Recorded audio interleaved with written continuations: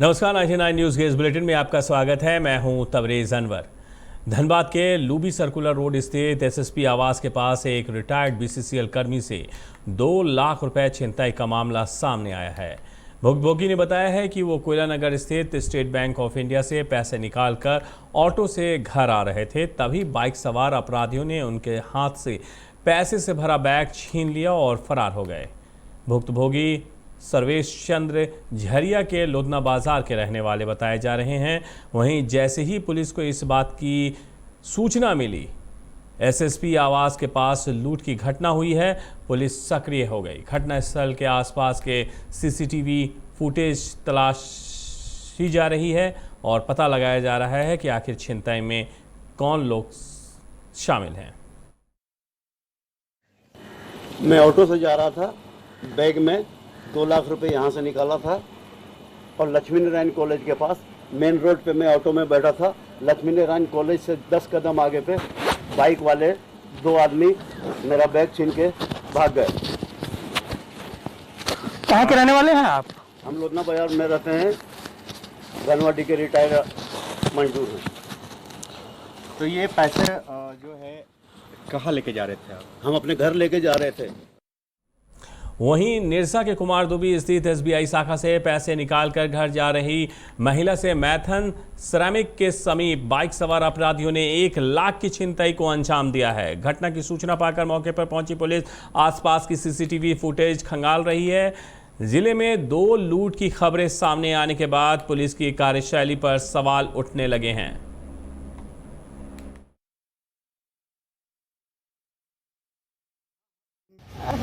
पैसा छीन के भाग गया, खाता सब पैन कार्ड सब हमारा तो आदमी चला गया। लेकिन कितना पैसा था? 1 लाख था। हम कब के आए? कहाँ पर बताइए घर? वो रोड में जाते थे, झोला छीन के चल गया, हमरा पटक दिया। पैदल था कि गाड़ी से था? नहीं, गाड़ी से बटवा था। और वो लोग पैसा जो बाइक पर था 2 आदमी। एक आदमी चेहरे नहीं देखा, एक देखा मोटा खाटा बुल्लू टाइप के अंगा पहनना था और कत्थी रंग रुमाल बांधना था मुंह में। कहाँ रहते हैं आप? वही देखे हम लोग मोगमा में रहते हैं। धनबाद एसएसपी संजीव कुमार के निर्देश पर टुंडी पुलिस ने लटानी पंचायत के सिंगराडी क्षेत्र में छापेमारी कर 5 ट्रैक्टर अवैध कोयला जब्त किया है। हालांकि छापेमारी के दौरान अवैध कोयला कारोबारी भागने में सफल रहे। थाना प्रभारी कुलदीप राज टोपो ने बताया है कि सिंगराडी क्षेत्र के एक जंगल में अवैध कोयला डिपो बनाकर कारोबार किया जा रहा है, जिसकी सूचना पुलिस को मिलने के बाद कार्रवाई की गई है।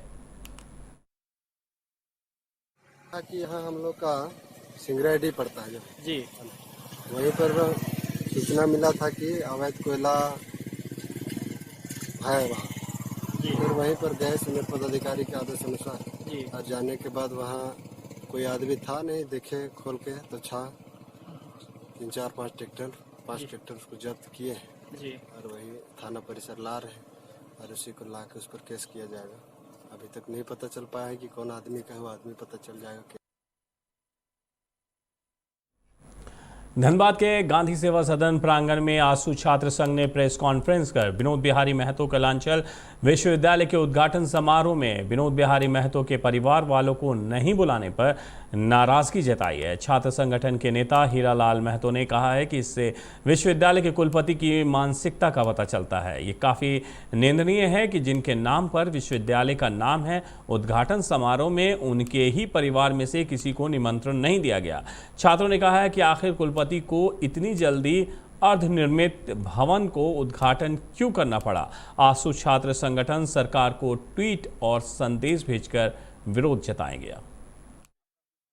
तो विगत दिनों विश्वविद्यालय का उद्घाटन जो हुआ उसके बारे में हम लोग आज उसी का लेकर हम लोग प्रेस वार्ता रखें और जो कुलपति हैं मतलब विनोद बिहारी महतो विश्वविद्यालय के पूरी तरह पागल हो चुके हैं। पहली बात कि विनोद बाबू के नाम से बना है विश्वविद्यालय, उनके परिवार का लोग को बुलाना चाहिए, उनको वहाँ बुलाकर एक निमंत्रण कार्ड जरूर भेजना चाहिए। प्लस हम लोग का जो विश्वविद्यालय है धनबाद के सभी लोगों का कहीं ना कहीं इनसे जुड़ाव था। अप्रत्यक्ष रूप से या प्रत्यक्ष रूप से लोग इसके प्रति आंदोलन किए हैं।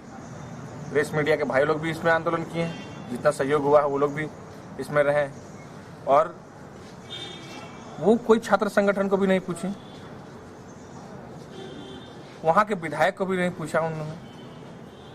तो समझ में नहीं आ रहा उनकी मानसिकता क्या है। वो धनबाद झमाड़ा के प्रधान कार्यालय के समक्ष रोजगार की मांग को लेकर आज लोगों ने प्रदर्शन किया, जिससे अनुकंपा पर रोजगार की बांट जो रहे। प्रदर्शनकारियों ने बताया है कि विगत 10 वर्षों से झमाड़ा में अनुकंपा के आधार पर आश्रितों को रोजगार उपलब्ध नहीं कराया जा रहा है, जिससे उनके समक्ष रोजी रोटी की समस्या उत्पन्न हो गई है। वो लोग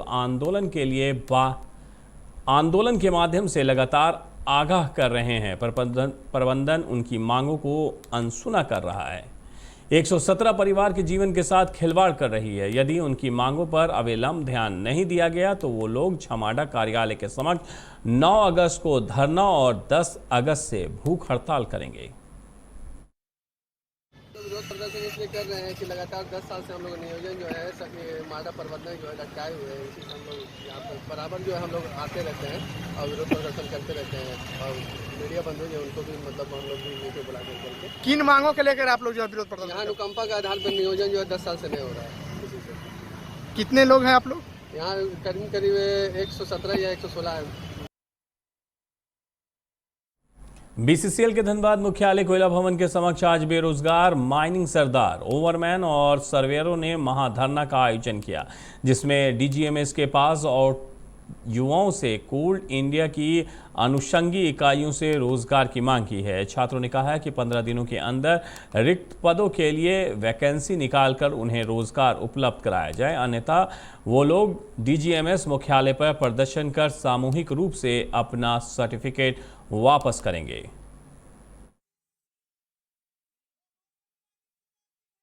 मांगे है कि माइनिंग सरदार ओवरमैन की वैकेंसी जल्द से जल्द कोल इंडिया जारी करे। सभी सब्सिडियों में बहुत सारे स्टूडेंट बेरोजगार हो चुके हैं, और अगर 15 दिनों के अंदर कोई वैकेंसी की उम्मीद हम लोग को नहीं जागती है तो डीजीएमएस के अंदर हम लोग सर्टिफिकेट आपस लो आंदोलन सभी माइनिंग स्टूडेंट चलाएंगे। 15 दिनों के अंदर कोई आश्वासन नहीं आती है। ये कोल इंडिया में डीजीएमएस के निर्देश के बाद भी, लगातार निर्देश के बाद भी कोल इंडिया सजग नहीं है, वैकेंसी नहीं निकाल रही है, जिससे हम छात्रगण की उम्र की सीमा जो है वो खत्म होती जा रही है।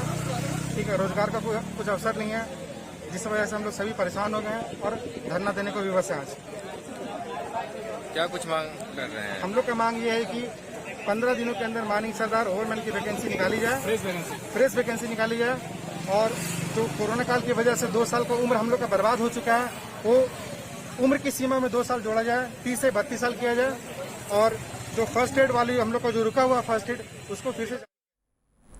धनबाद के रणधीर वर्मा चौक पर आज जिला अभिभावक संघ के बैनर तले हस्ताक्षर अभियान चलाया गया, जिसमें झारखंड शिक्षा संशोधन अधिनियम 2017 को लागू करने की मांग की गई है। अभिभावक संघ ने बताया है कि झारखंड शिक्षा संशोधन अधिनियम 2017 को वर्ष 2019 से लागू करना था, पर राज्य सरकार और अधिकारियों की उदासीनता के कारण लागू नहीं कर रही है, जिससे निजी स्कूल संचालकों का मनोबल काफ़ी बढ़ा हुआ है। निजी स्कूल अभिभावकों और छात्रों को लगातार शोषण कर रही है। इसके खिलाफ जिला अभिभावक संघ चरणबद्ध आंदोलन कर रही। हम लोगों का आज तीसरा चरण है। हस्ताक्षर अभियान को शुरू किए हैं और पिछले 2 चरण करने के बावजूद अभी देख रहे हैं कि सरकार की ओर से इस पर कोई एक्शन नहीं लिया गया है, और जो अब तक हो जाना चाहिए था, क्योंकि शिक्षा उनके प्रायोरिटी लिस्ट में है ही नहीं। यही दर्शाता है ये उनका एक्टिविटी। तो हम चाहते हैं कि जो झारखंड सरकार ने झारखंड शिक्षा न्याय वितरण संशोधन अधिनियम का जो पास किया 2017 में, ये 2019 से इफेक्टिव है। आखिर स्कूल लोग इसको क्यों नहीं मान रहे हैं? धनबाद पब्लिक स्कूल या डीएवी कोयला नगर या डीएवी के सारे स्कूल, ये लोग जो अभिभावकों को प्रताड़ित कर रहे हैं, आखिर इन पर कब लगाम लगेगी? सावन की पहली सोमवारी पर शहर के विभिन्न मंदिरों में भगवान शिव की पूजा अर्चना बड़े ही धूमधाम से की जा रही है। शिव जलाभिषेक के लिए महिलाओं की भारी भीड़ मंदिरों में उमड़ रही है। कम्हारपट्टी शिव गणेश मंदिर के पुजारी डीएन पांडे ने बताया है कि मंदिर में सभी लोग कोरोना के गाइडलाइन का पालन करते हुए पूजा कर रहे हैं। मास्क पहनने से हमारे लिए भगवान से यही मांगेंगे, प्रभु सबको रक्षा करिए। तोपचाची प्रखंड के तांत्रिक ग्राम में शनिवार की रात लगभग 2 बजे अलकाही देवी नामक महिला का घर अचानक भरभरा कर गिर गया। घटना के समय अलकाही देवी अपने 3 पोती के और बहू बेटे के साथ गहरी नींद में थी। अचानक दीवार गिरने की आवाज़ सुनकर सभी घर से बाहर निकल आए, अपनी जान बचाई। इस घटना में किसी भी तरह के जानमाल के नुकसान की खबर नहीं है, जो अच्छी बात है। हालांकि इस गरीब का आशियाना छिन जाने से इस बरसात के मौसम में उनकी परेशानी बढ़ी हुई है। घटना के बाद स्थानीय मुखिया और जिला प्रशासन उनके मदद के प्रयास कर रही है। घर में हमार घर गिर गया है। हाँ, हमार घर गिर गया, सुतल हलिए, अचानक गिर गया। हमनी दौड़ल, हाथ बदल सब इधर बुतरू निकल के बचाना, हमनी निकल लिए तो हमनी जान बचल। अच्छा, तो रहने का घर और है? और ना है घर। रात में घर गिर गया 2 बजे रात को। अच्छा, कैसे गिरा ये घर? अनचट्टे गिर गया। अच्छा, तो किसी को कोई चोट उट लगा था क्या? लगभग कितने बजे रात को घर गिर गई आपकी? 2 बजे। तो आप लोग अचानक फिर निकल गए घर से? घर आधा रात 2 बजे टूट के गिर गए, हम लोग निकल गए। अच्छा, चोट वोट नहीं लगा किसी को। मुखिया जी को बोले हैं तो बोला व्यवस्था कर दे रहे। अच्छा अच्छा, तो आवेदन भी लिख के दिए हुए हैं आप? लिख के दिए। मिली है हमको कि जो विधवा है और उसके 2 बच्चे हैं, उसके जो झोपड़ी था, मिट्टी का घर था, पर वो अपने बारिश के कारण से अचानक रात को ध्वस्त हो गया। ये संज्ञान में आ गया है, मेरी जानकारी में आ गई है। बस उसका विधवा प्रमाण पत्र अगर यदि हो तो हमें इसका छानबीन करवा रहे हैं। यदि अगर मिल जाता है तो अविलंब तो उसका पंचायत सचिव को निर्देश देते हुए उसका सारा डॉक्यूमेंट्स कलेक्ट करते हुए कार्यालय को प्राप्त करने के बाद उसको हम उपायुक्त धनबाद के पास सैंक्शन के लिए भेज देंगे, और जैसे सैंक्शन होगा उसको हम आवास तुरंत विधवा आवास के बाबा साहेब अम्बेडकर में खिताब होता है, उसमें हम उसको मुहैया करा देंगे जितना जल्दी हो सके। इसमें कहना चाहेंगे मैंने मिट्टी का मकान था, आधा खपरेल आधा प्लास्टिक का घर था। वो गरीब परिवार से आते हैं वो लोग, रहने का ही सिर्फ वही एक कमरा था, बाकी वो भूमिहीन है। कहीं उन लोग का जमीन खेती बाड़ी कुछ नहीं है, सिर्फ सहारा एक मजदूरी करना है उन लोग का। निरसा प्रखंड कार्यालय में आज मासस ने बढ़ती महंगाई के विरोध में धरना दिया। इस दौरान मासस के दर्जनों कार्यकर्ताओं ने केंद्र सरकार के खिलाफ आवाज़ बुलंद की। इससे पहले कार्यकर्ताओं ने निरसा के मासस कार्यालय से बैनर, पोस्टर और झंडे लेकर एक जुलूस की शक्ल में नगर भ्रमण करते हुए निरसा अंचल कार्यालय पहुंचे, जहां जुलूस धरना में तब्दील हो गए। मासस नेताओं ने बताया है कि विगत कई महीनों से कृषि बिल के विरोध में किसान धरने पर बैठे हैं, पर सरकार उनसे किसी भी तरह की वार्ता नहीं कर रही है, जो अपने आप में एक गंभीर समस्या है। दिन प्रतिदिन महंगाई में हो रही वृद्धि से लोग परेशान हैं। केंद्र सरकार अविलंब महंगाई पर रोक लगाए। जोशी धरना का कार्यक्रम रखा गया है। आप सभी जानते हैं कि हमारे देश के किसान के कृषि कानूनों के विरोध में आज करीब 8 महीने से ज़्यादा हो गया दिल्ली बॉर्डर पर धरना पर बैठे हुए हैं, और सरकार उनकी बातों को नहीं सुन रही है। यहाँ तक कि जो हमारे देश के अन्नदाता हैं, जो अन्न पैदा करते हैं, उनके साथ केंद्र की मोदी सरकार वार्तालाप भी नहीं कर रही है। ये किसानों का अपमान है। किसान ठंड में बहुत सारे किसान मर गए, गर्मी बर्दाश्त करते हुए आज भी अपने आंदोलन। बागमारा के काली मंदिर के नज़दीक आरकेसी स्टडी कोचिंग सेंटर का ऑनलाइन उद्घाटन झारखंड के शिक्षा मंत्री जगन्नाथ महतो ने किया। शिक्षा मंत्री ने ऑनलाइन संबोधित करते हुए कोचिंग सेंटर को बधाई दी, साथ ही हर संभव मदद देने का आश्वासन भी दिया। इस मौके पर कोचिंग सेंटर के राज चौहान, आर के पांडे, राजेंद्र नापित और कई लोग मौजूद रहे।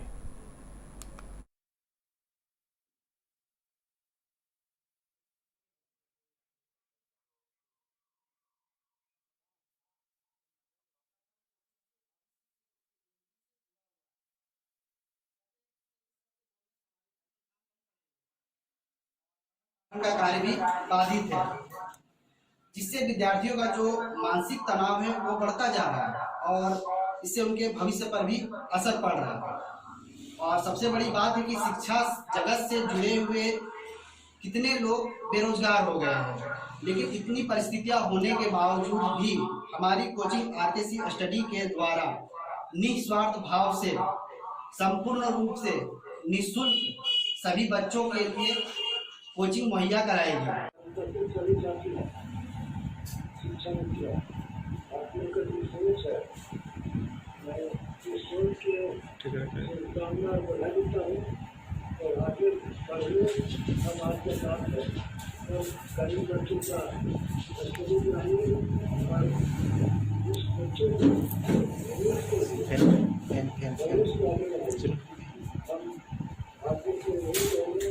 जो आपका सोच है बहुत अच्छा सोच है, इस सोच के साथ वहाँ पे बच्चों को पूरा लाभ होगा। जो बच्चे स्कूल करेंगे निःशुल्क है, जो बच्चे स्टडी करेंगे पूरा लाभ होगा।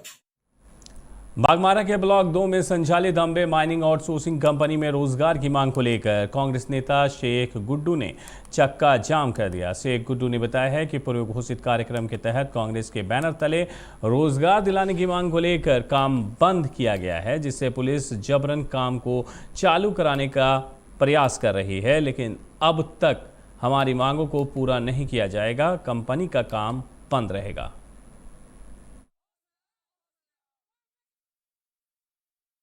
कारण यही है कि पहले भी एक दिवसीय प्रदर्शन हम लोग किए, जो कि यहाँ के लोकल प्रशासन बोले कि कुछ समय दिया जाए। हम लोग लेटर दिए हुए 20 दिन हो गया है, और जब यहाँ सिर्फ एक ही मांग है कि यहाँ के स्थानीय लोगों को रोजगार देना, और ये कंपनी अपने गुंडा और माफिया के बल में ये कंपनी चलाया जा रहा है। और यहाँ के स्थानीय लोगों ने जब बंद किया तो प्रशासन आंख करके जो है जबरन चालू किया, जो कि प्रशासन को वार्ता करवा करके चालू करवाना चाहिए। ये तो खुलेआम देखा जा रहा है कि गुंडे हो रहा है, और ये चीज हम लोग सीनियर साहब को भी अवगत करवा दिए हैं कि बागमारा का क्या हालात है।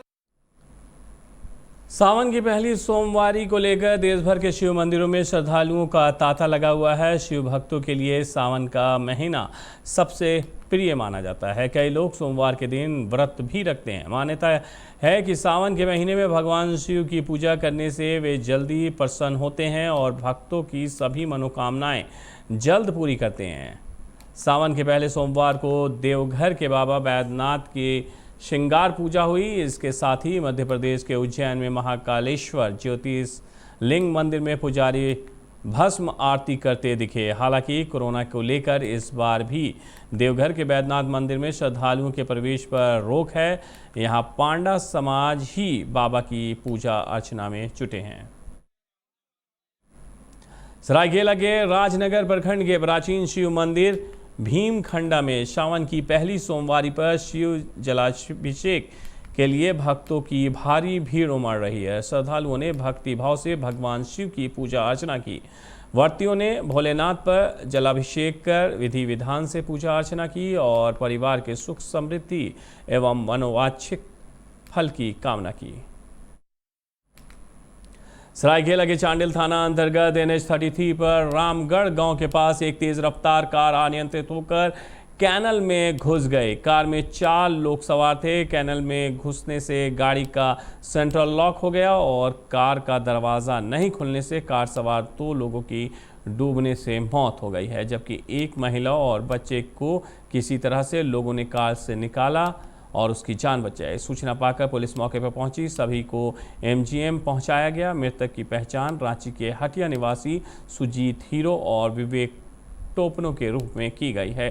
थाना प्रभारी ने बताया है कि कार टाटा से रांची की ओर जा रही थी। रामगढ़ कैनल के पास कार अनियंत्रित होकर कैनल में जा घुसी, जिससे 2 लोगों की मौत हो गई। के सामने क्या बोलते हैं, कैनल में एक गाड़ी गिरा पड़ा था। उसका सूचना से हम लोग आए तो देखे कि गाड़ी पूरा पानी में डूब गया था। पानी का बहाव बहुत तेज था और अस्तर भी ज़्यादा ही था। और आए तो व्यवस्था करके हैजा वगैरह व्यवस्था करके बहुत मशक्क़त के बाद इसको निकाले। उसके बाद गाड़ी में कितने लोग सवार थे? गाड़ी में फिलहाल 4 आदमी सवार थे, 4 लोग, उसमें से एक आदमी निकल गया। सरायकेला के कांड्रा स्थित अमलगम स्टील कंपनी में वन भूमि को अतिक्रमण किए जाने के ग्रामीणों ने विरोध किया है। ग्रामीणों ने 9 प्राथमिक विद्यालय बांकीपुर में बैठक की, जिसमें कंपनी प्रबंधन के खिलाफ पुरजोर आंदोलन चलाने का निर्णय लिया गया है। बैठक में सर्वप्रथम बांकीपुर के ग्राम प्रधान सुखराम महतो ने प्रस्ताव रखते हुए कहा है कि कंपनी विभाग के अधिकारियों की मिलीभगत से प्रशासन का खौफ दिखाकर वन भूमि पर जबरन कब्जा कर रहे हैं। ग्रामीण किसी भी हाल में ये बर्दाश्त नहीं करेगी।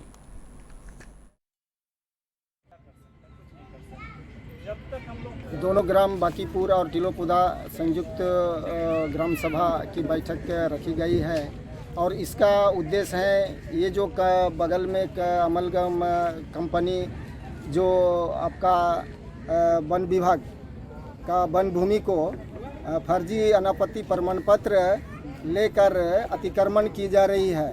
इसका हम लोग जो भी प्रभावित कंपनी से इर्द गिर्द गांव सब समर्थन देते हुए आज इनका पुरजोर विरोध करने का एक घोषणा की जा रही। बांकीपुर तिलोपदा और आसपास के ग्रामीणों द्वारा निर्णय लिया गया कि अमलगम स्टील प्लांट द्वारा जो इस तरह से हमारे आसपास के वनभूमि क्षेत्र को एक्वायर करने की कोशिश की जा रही है, उसका हम लोग पुरजोर विरोध करेंगे।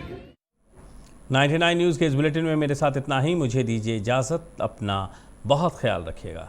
नमस्कार।